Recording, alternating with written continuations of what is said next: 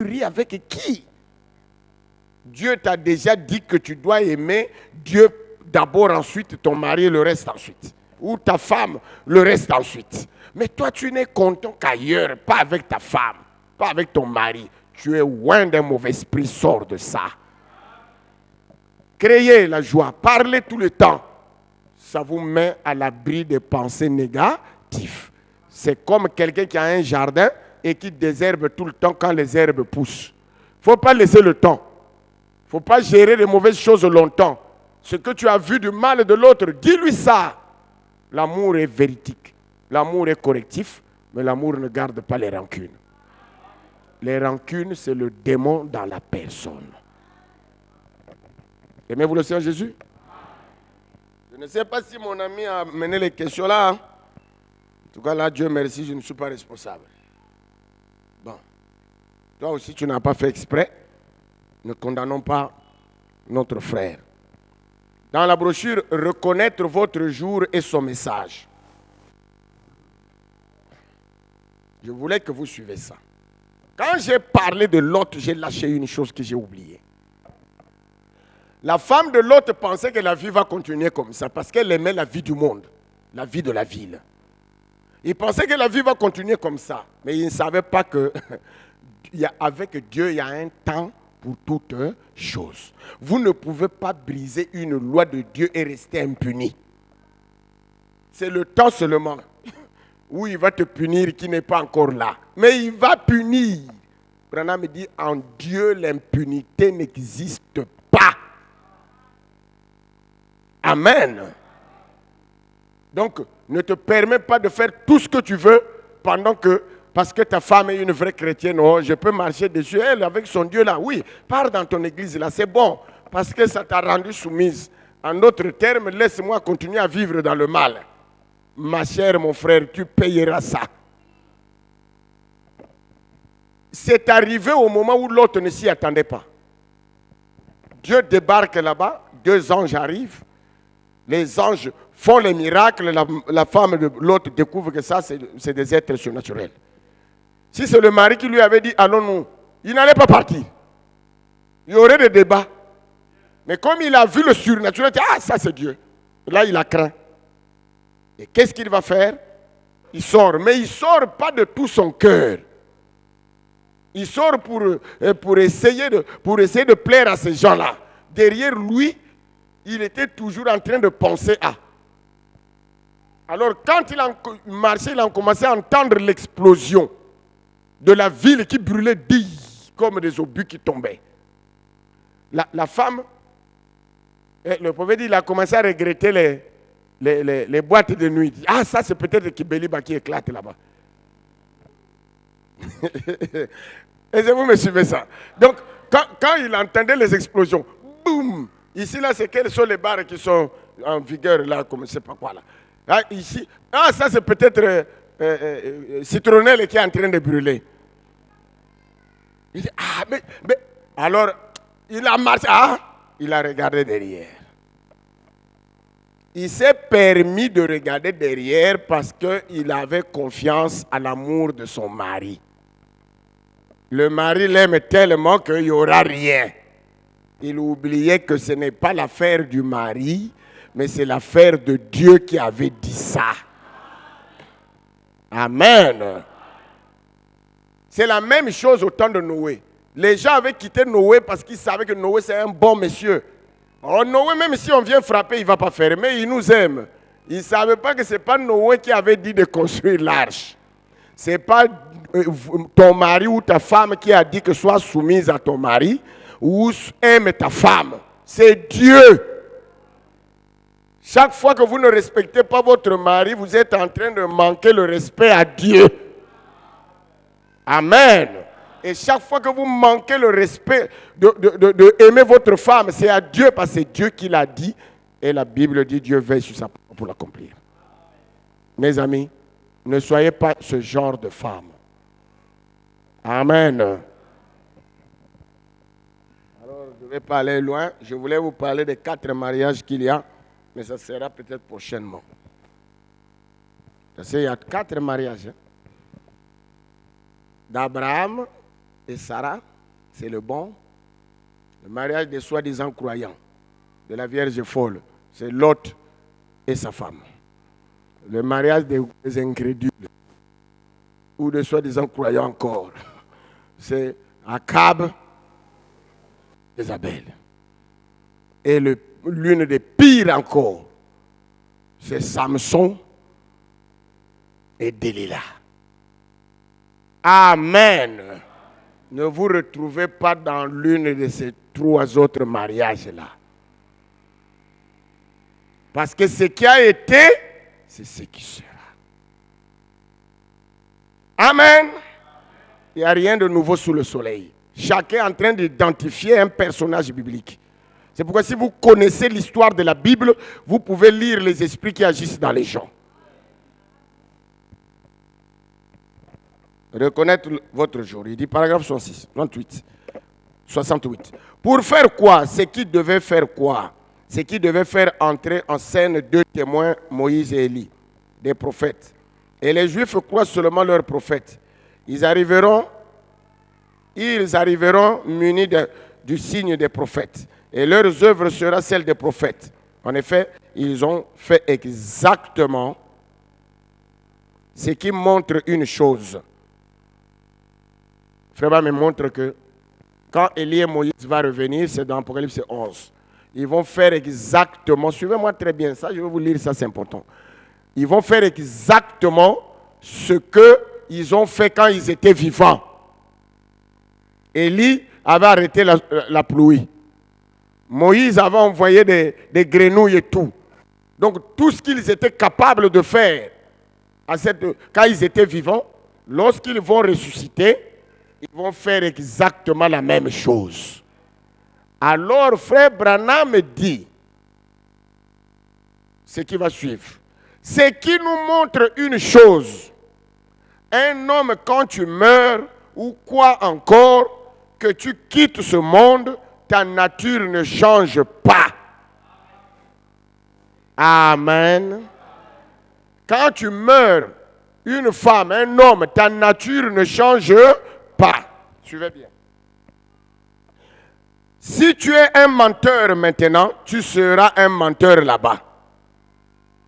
Si tu es prompt à t'irriter, donc,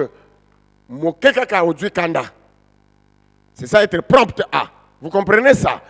Si tu es prompt à t'irriter, tu seras prompt à t'irriter là-bas. Si tu es douteur ici, tu doutes, tu seras un douteur là-bas. Un homme et femme, il dit, homme et femme, il est temps que vous vous secouez. Amen. Si tu es douteur ici, tu seras un douteur là-bas, voyez. Et, homme et femme, il est temps que vous vous secouez. Et de vous examiner pour voir où nous en sommes. Car la mort n'y change rien. Sinon, un autre demeure. Amen. Si tu n'es pas délivré des esprits maintenant, ce n'est pas en mourant que ça va te quitter. Et ça, le diable connaît ça. C'est le témoignage que je vous ai donné ici dernièrement.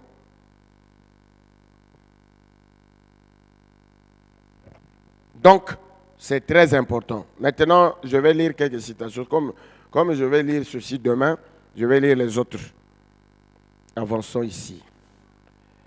Vous devez comprendre que la chose qui crée les mauvais esprits dans la maison, c'est toujours la mauvaise humeur. Amen. La mauvaise humeur est une atmosphère. C'est la malice. Quand quelqu'un est pécheur, est rétrograde, il est chrétien.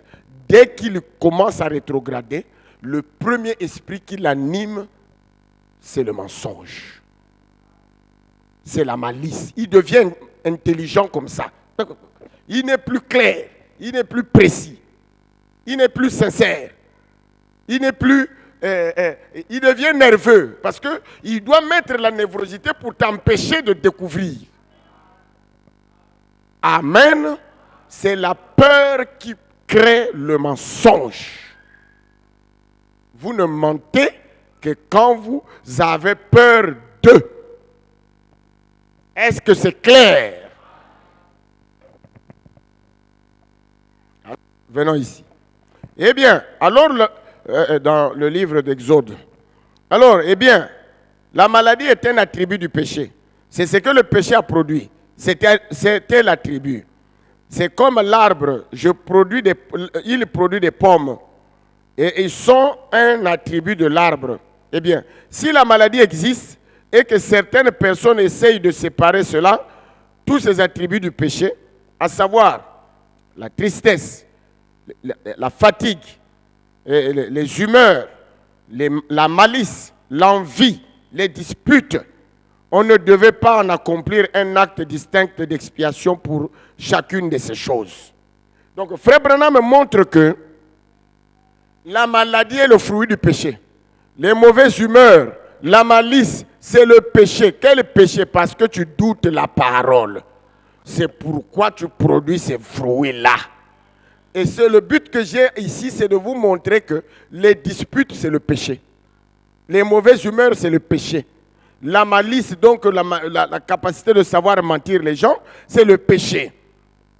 La tristesse même n'est pas le fruit du Saint-Esprit. Amen. Il ne faut pas être tout le temps triste. Il faut être triste quand le péché, quand tu as failli. Et cette tristesse a pour but de réclamer la joie chez Dieu. Mais pas triste pour un rien, pour n'importe quoi. Parce que la tristesse tue même votre corps. Les scientifiques vous prouvent que quand vous êtes triste, quand vous avez la mauvaise humeur, vos cellules commencent à produire du poison pour votre corps. C'est pourquoi, si vous êtes beaucoup triste, vous allez souffrir des nerfs. Si vous êtes dans la mauvaise humeur, vous allez être dans les nerfs. Soyez seulement dans une mauvaise humeur et que quelqu'un vient vous faire rire, vous allez voir que vous allez dégager les nerfs. Les nerfs qui étaient tendus se rétractent. Vous savez les maladies des nerfs, c'est quoi? Les nerfs sont comme des élastiques. Donc vous pouvez tuer quelqu'un par le chagrin. Et personne ne peut vous donner un chagrin plus haut que votre femme. Personne ne peut vous donner un chagrin plus haut que votre mari. Si vous l'aimez. Ah oui, oui. Si vous n'aimez pas la personne, vous n'aimez pas la femme, même s'il se fait son il va t'en foutre. Amen. Mais si vous aimez votre femme, ça vous fait du mal. Qu'un enfant de quelqu'un d'autre ait des problèmes, tu ne dormiras pas avec des soucis, tu ne te réveilleras pas avec des soucis, mais que ton enfant soit dans les choses que tu ne veux pas. Ça te crée quoi? Des soucis. Parce que tu aimes ton enfant. Donc, la mauvaise humeur vous détruit. Les nerfs sont comme des élastiques. Plus ça tire, ça tire, ça tire, ça finit par lâcher. Da. Amen. Et vous voyez l'homme mourir par AVC. Alors, qu'est-ce qu'il a tué? Le chagrin. Jésus en est mort de chagrin. Avant que le sang ne quitte le corps de Jésus, avant que quoi que ce soit, ce qu'il a tué, c'était le chagrin. Amen. C'est ainsi dit le Seigneur. C'est William Branham qui le dit. Mes amis, votre femme a besoin de ton bonheur. Il a besoin de ta tendresse. Il a besoin de te toucher. Il a besoin de causer avec toi. Il a besoin d'avoir la joie avec toi. Ton mari, c'est de même. Toi, tu t'étais engagé pour ça et maintenant tu deviens égoïste. Oh, mungana sepele sakaye, nakozwa nini. Hein? C'est ça la récompense. Non, la récompense, c'est plaire à Dieu pour être récompensé par Dieu. Tout ce que tu fais pour Dieu et dont tu n'as pas eu la récompense ici, Dieu te la donnera. Tout ce que tu fais pour Dieu, c'est-à-dire en obéissant à sa parole, et que tu n'as pas reçu ici, Dieu te donnera ça. Il ne faut pas te plaindre d'avoir obéi à la parole pour rien. Je lui prépare là pour rien. Je ne fais pas ceci pour rien. Et rien là, c'est quoi que tu cherches? Amen. Alors, qu'est-ce que je peux lire encore? Quelqu'un a-t-il une question? Vraiment, comme on n'a pas retrouvé la question.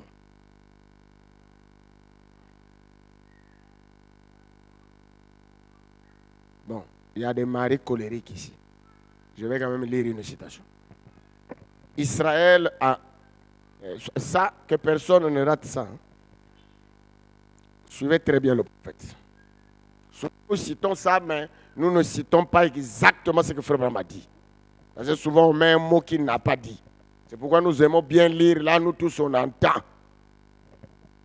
Vous savez, Israël à Kadesh Barnea, où Israël devant le serpent des reins. Paragraphe 49, il dit. Vous savez, avez-vous déjà étudié cela de près? Moïse était colérique. Vous savez, c'est ce qui l'empêcha finalement d'entrer dans la terre promise. Et vous trouvez que c'est une petite chose, hein? La promesse de cette période-là, c'était quoi? La terre promise, non? La promesse de nous aujourd'hui, c'est quoi? L'enlèvement. Si un grand homme comme Moïse a raté une promesse par la colère, toi, tu la rateras si tu n'arrêtes pas ta colère. Sinon, Dieu doit se repentir d'avoir empêché Moïse de rentrer. C'est pourquoi Branham me dit que vous pouvez, pour recevoir le Saint-Esprit, vous devez obéir toute la parole. Donc, vous obéissez quelquefois. C'est le manque de paiement de dîmes qui t'empêche que Dieu te scelle. Quelquefois, c'est la colère. Quelquefois, c'est les mauvaises humeurs. Quelquefois, c'est le mensonge que tu as. Tout le reste fonctionne bien, mais il manque ça. Dieu vient sceller un wagon bien ficelé, bien rempli. Branham me dit que même quand tu as obéi, l'inspecteur, le Saint-Esprit, avant de sceller, il va secouer le wagon. Donc des épreuves qui secouent pour voir si, parce que quand le train avance, ça bougera. Donc si ce n'est pas bien ficelé, ça va se casser en route. Donc on bouge. Tu as gagné à l'épreuve. Test, tu as gagné. Il scelle. Frère, si souvent tu tombes avec les femmes, Dieu va te mettre devant une épreuve. Tu as prié, tu crois que tu es délivré. Ah, en tout cas, là, je suis délivré. Ne t'en fais pas. Dieu ne va pas t'enlever ça si tu ne gagnes pas une épreuve. Je veux que tout le monde dise Amen. Et là, suivez ça très bien, ça concerne les hommes et les femmes. Donc, une chose que Dieu te reproche souvent, que ce soit à l'église, que ce soit ici, que ce soit ton mari ou ta femme qui te reproche ça, lorsque tu as vécu ça, tu vois que c'est parti. Ne t'en fais pas, Dieu va tester encore. Il va encore lâcher le même diable venir. Mais cette fois-ci, c'est plus facile encore. Est-ce que vous pouvez dire Amen? Les épreuves du devant sont plus dures que les épreuves qu'on a déjà passées. Tu vas le voir, avant c'est toi qui dépensais l'argent pour chercher la femme. Cette fois, c'est elle-même qui vient. Et dans les bonnes conditions. Quand tu vas vaincre ça, Dieu te scelle. Ah, moi je n'aime pas que mon mari me fasse des remarques, ça m'énerve. Tu as compris ça, on prie pour toi. Vous pensez que c'est passé. Demain, Dieu va faire pire. Et il voit comment tu vas tenir. Et quand tu as tenu, tu as gagné. Parce qu'il faut gagner pour être scellé. Et vous gagnez par quoi? Le dépôt de la parole. Votre esprit doit utiliser la parole. Il n'y a pas seulement que le Saint-Esprit qui utilise la parole. Ton esprit, c'est ça la sanctification. Ton esprit à toi, ton âme, utilise la parole sans le Saint-Esprit. Le Saint-Esprit t'aidera par rapport à la conviction et la foi que tu as. Jusque-là, ce n'est pas la foi de Dieu. La foi de Dieu, c'est quand il t'a scellé, ce n'est maintenant plus toi qui vis, c'est Christ maintenant. Or, le baptême, la sanctification, c'est quand vous travaillez. C'est fort et c'est ça. On ne rentre pas au ciel gratuitement. Il faut mourir à soi-même. Mourir au moins au plaisir de la chair, à tout ce que la chair te dicte. Il faut mourir à ça. Le ciel, frère, Mais tout a un prix à payer. Vous ne pouvez pas gagner quelque chose comme ça. Sinon, c'est tout le monde qui devrait rentrer. Alors, mes amis, Moïse était colérique. Suivez maintenant. Il y a une partie qui est encore plus forte sur ça. Là, on a attaqué la colère, avançons. Et Dieu l'avait placé là-bas et lui avait donné une petite femme qui était aussi d'un tempérament explosif. Nous nous disons souvent que sa femme était colérique. Non. Branham utilise les mots. L'homme était colérique, la femme était explosif. C'est ceux qui s'irritent pour rien. Il explose pour rien. Mais par contre, Moïse était colérique. Frère Branham a fait des démonstrations en bas. Il montre qu'il a prouvé comment il était colérique. Quelqu'un qui prend les tables de Dieu, il a fait 40 jours de jeûne pour avoir ces tables-là. Il a vu Dieu, les miracles, ça tombe sur lui. Et il prend ça, il vient, le peuple pour lequel il est allé jeûner là-bas et prier, il vient là-bas, ils sont en train de faire la pagaille. Fâché. Il prend, il jette ça, la terre s'ouvre, les Corées d'attendre dedans.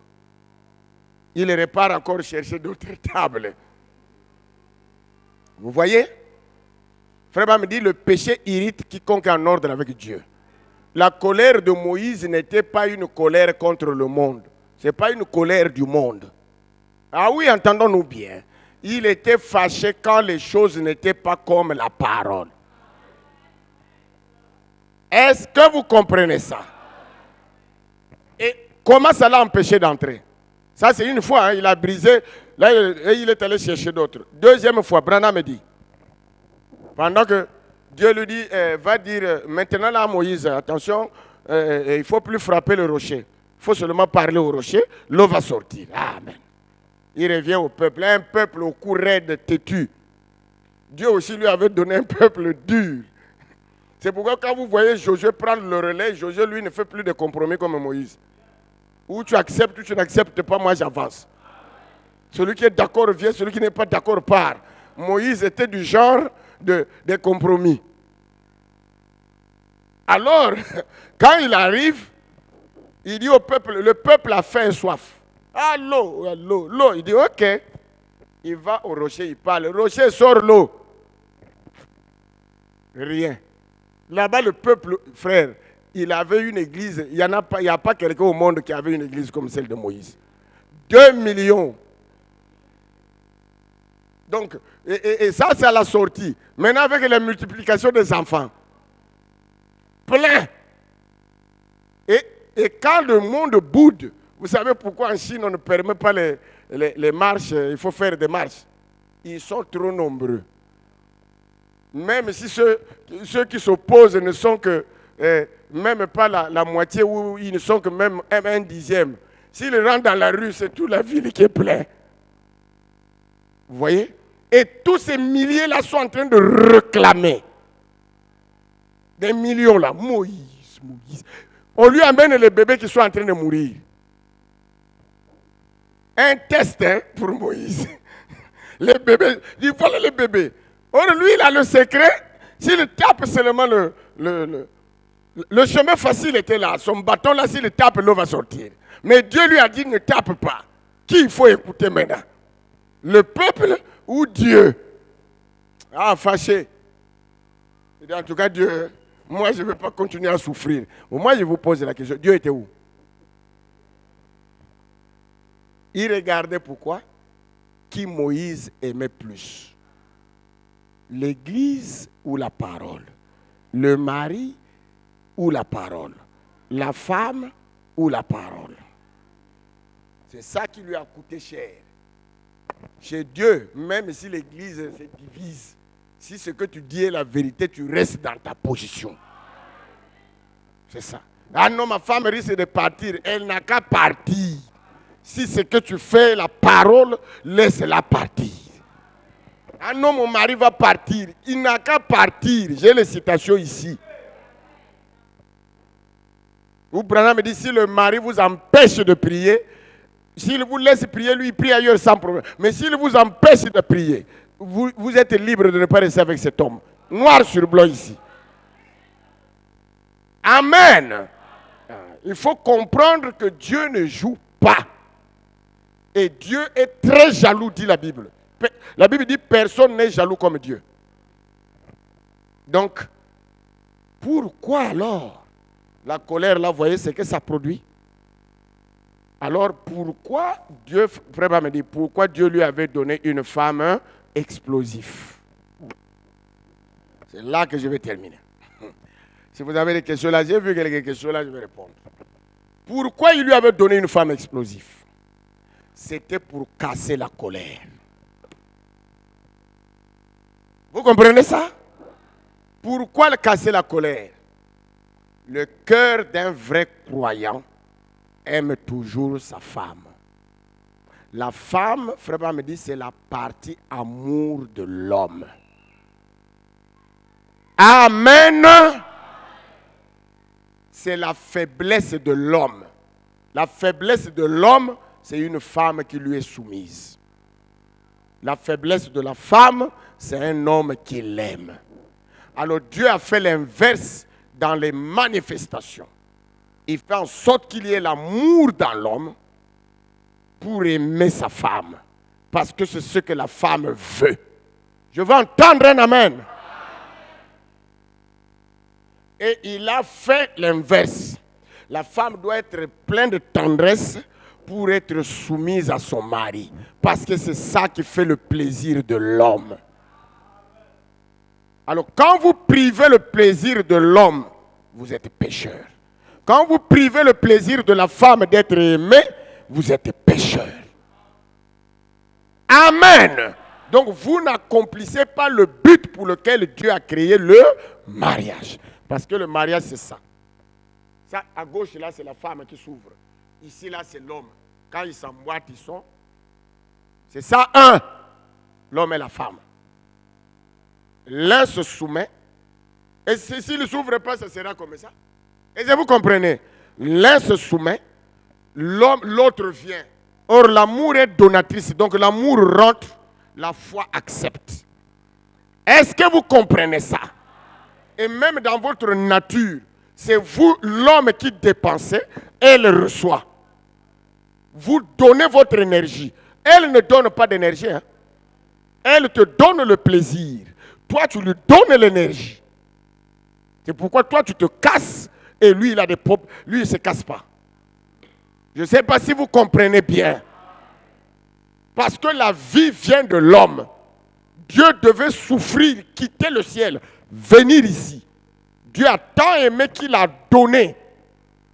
Afin que quiconque croit, donc croire veut dire accepter. Amen. Ne périsse pas, mais qu'il ait la vie éternelle. S'il ne croit pas, il ne reçoit pas la vie. Est-ce que vous comprenez ça? C'est votre devoir et responsabilité d'aimer la femme. Et quand vous l'aimez, vous devez la corriger et vous devez avoir compassion d'elle.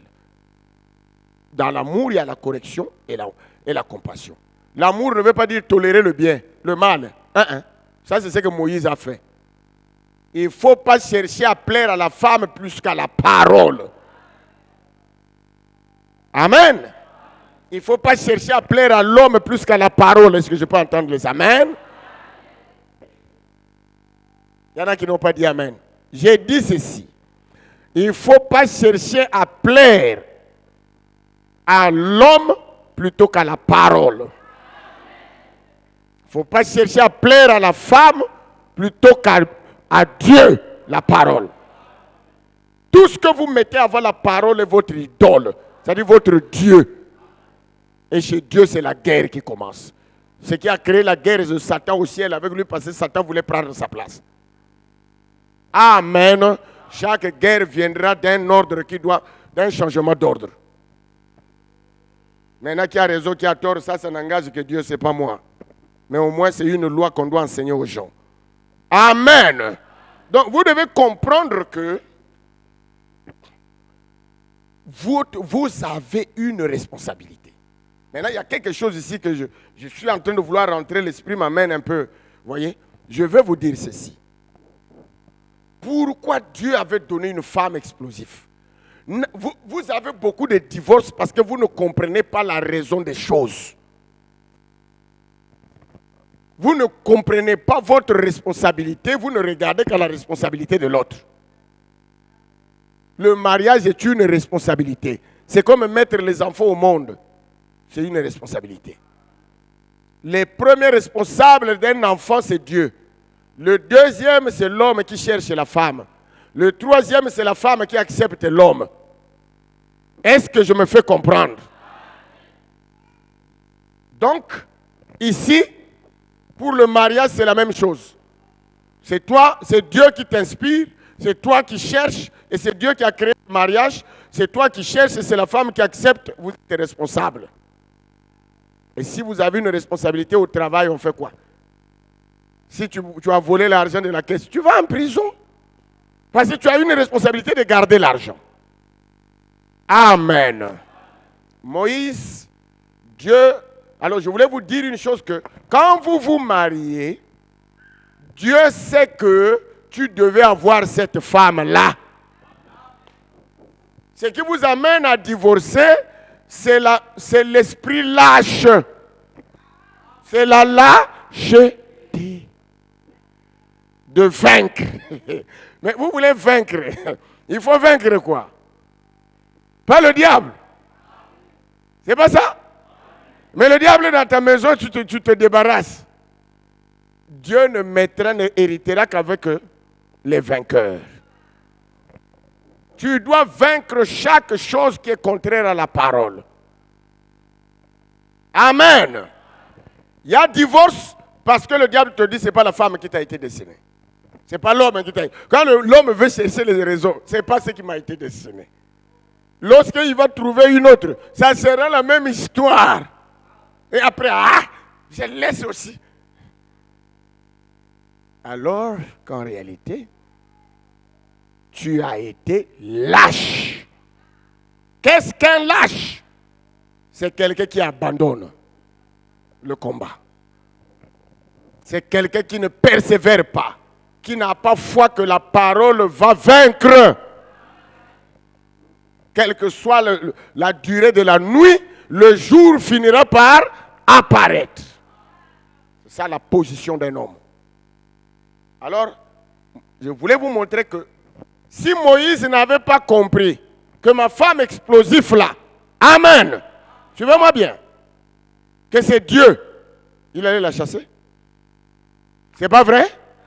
Il allait dire non, c'est pas celle qui m'a été destinée. La sœur que je vois humble, douce à l'église, là, c'est elle. Je ne sais pas si vous me suivez très bien là. Elle, au moins, il répond à la parole. Elle, au moins, elle répond à la parole. Donc, c'est elle. Mais Moïse, si c'était toi, peut-être tu aurais fait ça. Quand vous ne connaissez pas vos responsabilités dans le mariage. Moïse n'a pas regardé seulement sa femme. Moïse a regardé que moi-même, je suis colérique. Et comment vous saurez? Priez d'abord Dieu pour vous-même. Si vous n'avez pas vaincu vous-même, vous ne vaincrez pas l'autre. Amen. Vous accusez seulement. Ce n'est pas une affaire d'homme ou de femme. Dieu délivre quelquefois l'homme avant la femme. Quelquefois, c'est la femme qui est délivrée avant l'homme. C'est pas vrai? Il n'y a pas de gens qui ont cru avant leur femme. Ou il n'y a pas de gens qui ont cru avant leur mari. Elle est déjà née de nouveau, le mari vient d'arriver, il se marie et puis Dieu agit. Si Moïse avait regardé seulement l'explosion de sa femme, il allait cacher sa colère. Il y a une cause derrière chaque fait. Et si vous n'attaquez pas la cause, vous enlevez que seulement les fruits qui sont dans l'arbre, ne t'en fais pas. L'an prochain, il va encore sortir. Parce que tu ne connais pas la cause qui amène ça. Alors, il y a un problème ici. Moïse voyait que sa femme était impulsif, explosif. Mais je vais vous dire qu'ils n'ont jamais fini dans cet état-là. Vous savez ça? La femme a fini par être une bonne femme. L'homme a fini par être un bon homme. Est-ce que c'est clair? Mais pour vaincre, il faut connaître. Alors, je vais vous dire cette chose-là. Moïse a compris que si moi je suis, si elle est explosif, si Dieu a permis ça, c'est pour que je n'énerve pas. Ici, là, ça devient sérieux. Écoutez bien. Frère Branham me dit que la seule manière de t'enlever, si tu es nerveux, pour que Dieu t'enlève ça, tu dois beaucoup prier, tu dois croire, mais le caractère n'est pas un don. C'est une victoire. Alors, si tu es souvent nerveux, on va te provoquer. Tout le temps. Jusqu'au jour où tu vas réussir à ne plus répondre à la provocation.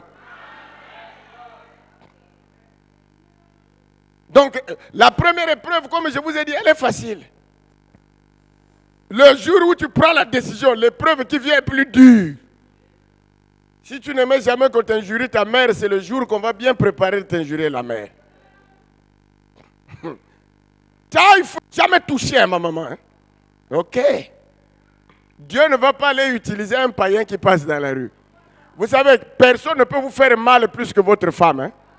Personne ne peut vous faire mal plus que votre mari. Que quelqu'un d'autre t'injurie, court, mon balai, mon coussé. Bon, je comprends. Mais si ta femme t'injurie, t'as là le boumoumouna. Dieu regarde. Vous pensez que ce n'est pas Dieu qui a permis ça? C'est le diable qui a injurié, mais c'est Dieu qui a permis. C'est pourquoi David n'a pas tué le monsieur qui était venu lui cracher. Allez cracher un roi frère. Il ne faut pas jouer. Pire encore, le roi vient d'être battu par son fils. Absalom a ravi le trône. David est en train de fuir avec le peu de militaires qui lui étaient restés fidèles. Il est là tout fatigué, là il marche. Et soudain, frère me dit, cet homme était un estropié. Il venait tout tranquillement chez David pensant qu'il vient pour le saluer. Or, le monsieur savait que David là, a perdu le trône maintenant. Il est en train de fuir. À l'époque, il n'y avait pas de téléphone, sinon il aurait appelé Absalom. Il est ici, tuez-le moi là. Il arrive et il vient là. À toi, frère. Le garde-corps dégaine à la minute. Pas n'importe quoi. Frère, c'est une saleté, c'est un déshonneur que notre chair a du mal à supporter. Et exactement ce qu'on a fait à Jésus à la croix.